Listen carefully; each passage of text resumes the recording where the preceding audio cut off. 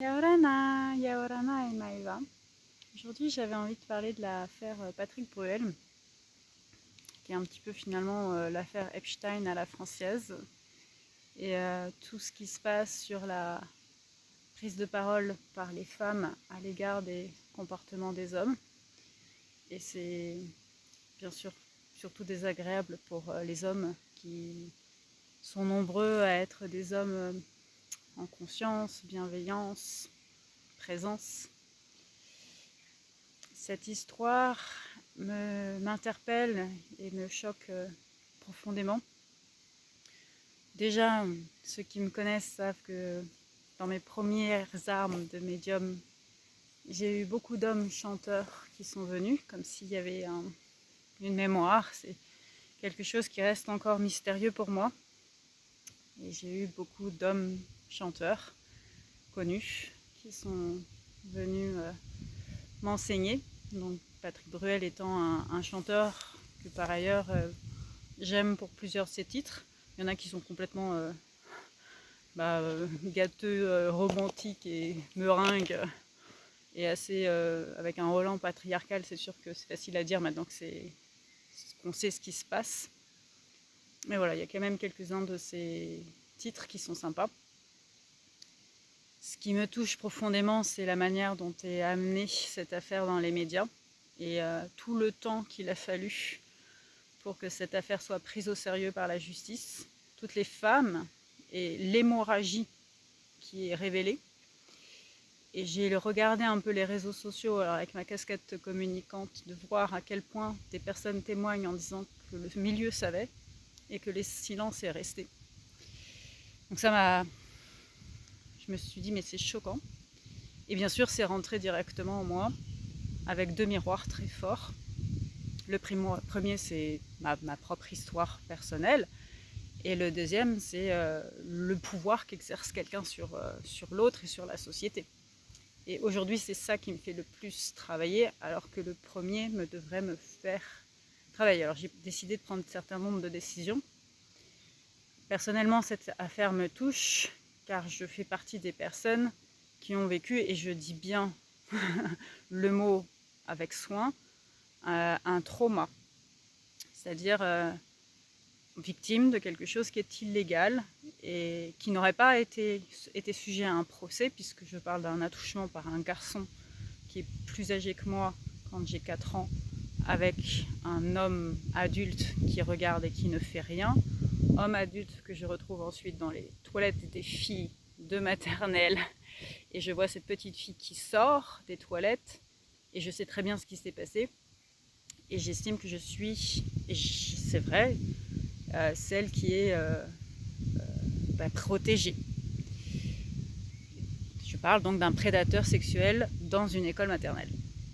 Et ça, on sait très bien que ça existe. J'ai mis beaucoup d'années à accepter que cette mémoire était réelle, à accepter d'aller la travailler, à accepter d'en parler.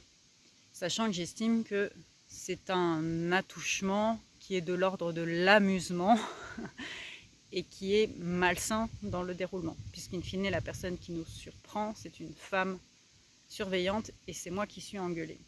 Donc ça c'est la construction.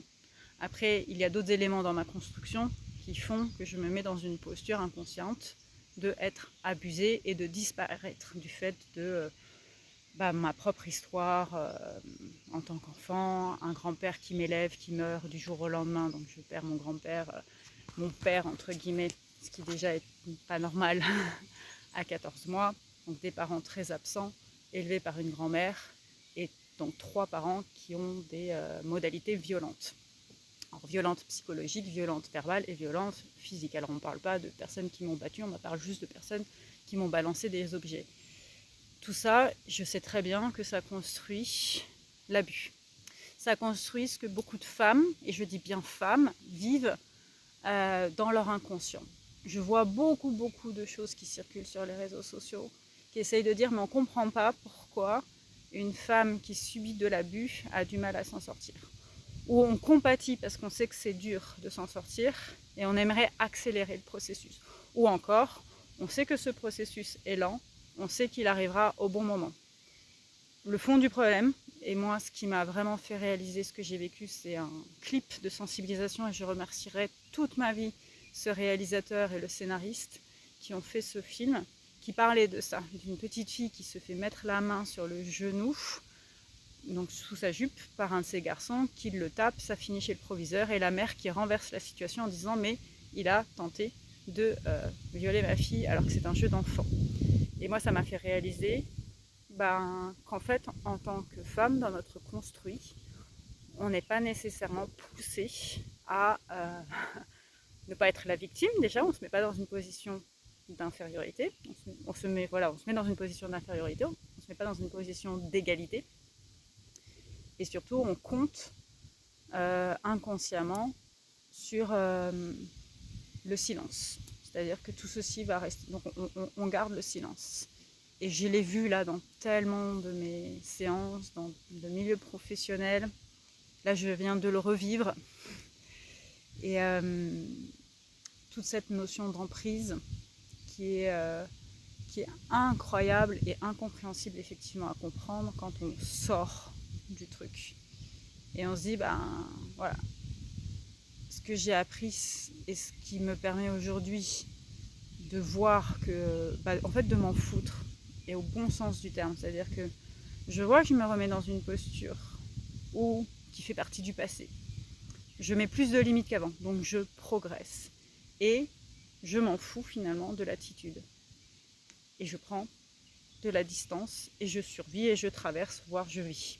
Et c'est là où ça me dérange aujourd'hui. J'en suis là aujourd'hui dans ma réflexion. Car finalement, c'est toutes les personnes qui savaient, mais qui ont fermé les yeux. Je savais, mais j'ai fermé les yeux. J'ai toléré ces formes d'abus. Ça fait plus de moi une victime, ni même une coupable, un bourreau, un sauveur. Ça fait juste de moi quelqu'un qui contribue au système. Je vais vous donner un exemple très concret que j'ai vécu récemment à travers une amie qui s'est fait extorquer de l'argent par un membre de la famille et qui s'en fout de redemander l'argent. Parce qu'elle vit dans l'abondance. C'est comme moi, je m'en fous que finalement celui qui m'abuse recircule dans la société. En fait, c'est là où on a tort. Là, ce qui me choque, bien sûr, c'est une manière de médiatiser le truc et de préparer peut-être, je sais pas, je suppose qu'on ignore aujourd'hui officiellement, donc il faudra préserver la présomption d'innocence de ce chanteur et attendre le jugement. Néanmoins, quand on a une chanteuse, Lio, qui a quand même été prise grosso modo longtemps par une folle, qui a été victime énormément de, je pense, de sévices dans le couple, par les couples qu'elle a pu vivre, qui nous dit il doit se faire soigner. En fait, c'est pas se faire soigner que l'homme violeur doit faire, ou même l'homme agresseur, ou même l'homme qui utilise son pouvoir pour en fait obtenir des faveurs de femmes sans qu'elle réalise le pouvoir qu'elle exerce. Pour moi, on doit pénaliser. L'homme doit aller en prison, on doit lui exterminer le zinc, le cautoriser, l'interdire de l'utiliser, jusqu'à ce que notre société comprenne que c'est anormal. Et on revient sur le construit de la femme qui se met en fait en passivité par rapport au masculin. Et ça, c'est la manière dont on est construite en tant que femme. On se laisse... en fait, pour moi, ça me fait vraiment penser à Françoise l'héritier. On se laisse faire rentrer. Et donc, pour faire rentrer, on est valorisé sur des comportements d'acceptation, d'apparence, de tolérance, de sacrifice. Tout ça pourquoi? Pour la chandelle de avoir un homme, parce que si on n'a pas d'homme, on est mal jugé. Avoir des enfants, parce que si on n'a pas d'enfants, on est mal jugé. Donc c'est vraiment, je trouve, ce que pose comme question la manière profonde. Donc moi, par exemple, aujourd'hui, la réponse, c'est on dénonce au système judiciaire. Et si on ne peut pas porter plainte, on fait des mains courantes. Et si on ne peut pas porter main courante, on laisse le document chez un bon avocat, dans une association. On participe à des statistiques, en fait, pour faire prendre conscience de l'hémorragie. Ne pas attendre qu'il y ait voilà, mais c'est la bonne nouvelle de tout ça. Maintenant, le deuxième, moi, qui m'a beaucoup choquée dans cette affaire, c'est de dire à quel point on laisse quelqu'un avoir un pouvoir sur l'autre. Et là, moi, ça m'interroge, et ça m'interroge depuis que je suis médium chamane et médium connecté, et que j'exerce un pouvoir sur les personnes, parce qu'il faut être clair, Être dans cette posture, c'est exercer un pouvoir sur la personne. Beaucoup de personnes me demandent d'avoir un pouvoir sur la lecture de leur futur. Je trouve ça dingue. C'est dingue. Ce que je reçois, ce sont des informations sur un potentiel, c'est pas votre futur, quoi. La puissance qu'on peut donner, c'est j'attends que vous libériez le trauma, parce que vous voyez, j'attends que ma vie change grâce à vous, tout le pouvoir que l'on donne. Et les réseaux sociaux, ce qui m'a perturbée, alors aujourd'hui j'ai décidé de changer ma posture pour justement participer à la conscience et à la lumière, et puis à prendre la parole en essayant d'y apporter une profondeur au-delà de ce qui plaît dans la superficialité.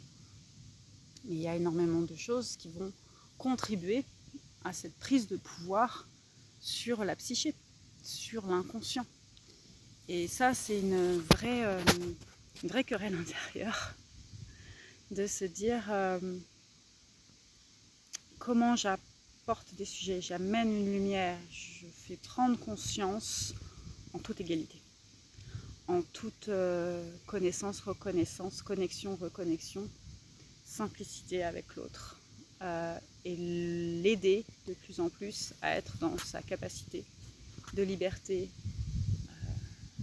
intellectuelle, émotionnelle, physique, énergétique, sachant qu'il y a une limite forte, et je viens d'enregistrer en fait la première capsule qui ouvre en fait l'enseignement Manu-Ichi.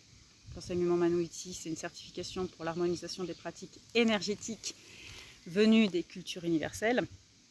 Et c'est un projet de cœur. Et la première étape, c'est l'éthique. L'éthique, c'est la moralité. C'est de poser des principes universels d'autorité. Et ça, c'est des principes qui sont simples. Parce qu'ils sont simples. Ne tue pas, ne ment pas, ne juge pas. Dis la vérité. Participe à la dispute de la société. Donc c'est une moralité et incarne cette moralité. Gandhi, qu'on aime beaucoup, il nous dit soit la lumière, le changement du monde en fait. Donc pour changer le monde, c'est être dans ce principe d'intégrité, d'éthique.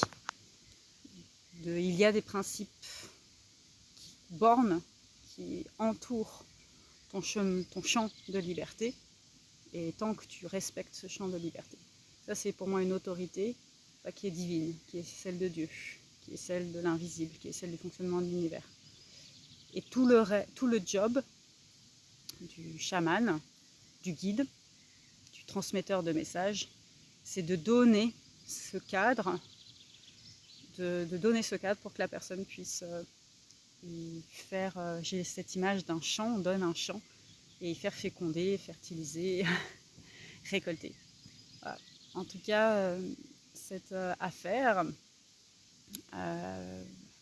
continue quelque chose que j'avais vraiment très envie et dont j'ai aussi probablement le besoin dans la démarche de la création de Manu-Ichi, mais derrière c'est une école de transmission, de faire vraiment partager les récits et la conscience on est responsable en fait de la justice. J'ai souvent dit que je suis toujours beaucoup une Gabrielle, donc dans les 3 archanges, Gabrielle, quelqu'un qui est messager. En avançant dans ma pratique, je suis devenue une Raphaël, quelqu'un qui soigne. Et aujourd'hui, je me sens de plus en plus Michael.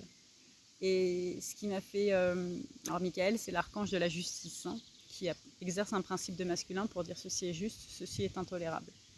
Et c'est notamment une lecture sur les maîtres soufis, qui étaient des guerriers incarnés, les Templiers, qui étaient des hommes sacrés incarnés. Et donc d'être l'arme, entre guillemets, de Dieu, ou en tout cas le porteur du message de Dieu, et de pointer, peut-être exercer la justice, mais on est dans une société où il y a un système judiciaire, alors c'est sûr il a ses limites, en tout cas de pointer, de dire quand c'est intolérable.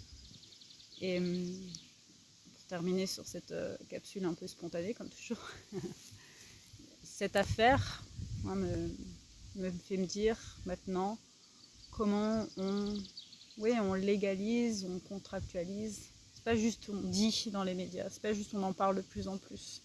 Si on pénalise et si on met des limites saines sur la construction notamment de l'homme, de la femme, donc de l'enfant, la petite fille, le petit garçon, pour faire comprendre les limites de ces pratiques. Bon, c'est un beau programme, mais au mois de mai, voilà, ça me paraît essentiel de se dire nous avons la responsabilité de dire quand c'est de nommer ce qui est invisible, de nommer ce qui est mis sous silence. Ça me permet de faire ma prochaine vidéo de cette journée sur qu'est-ce que c'est nommer l'invisible et pourquoi c'est important. Sur ce, je souhaite à ce monsieur toute la punition qu'il mérite du monde, toute la justice qu'il mérite du monde, et surtout à toutes ces femmes qui ont subi la reconnaissance et la compensation, et à toutes les personnes qui ont su et qui n'ont pas su parler, comme moi, qui sait et qui ne parle pas suffisamment, que notre voix s'ouvre, que notre voix se porte. Sur ce.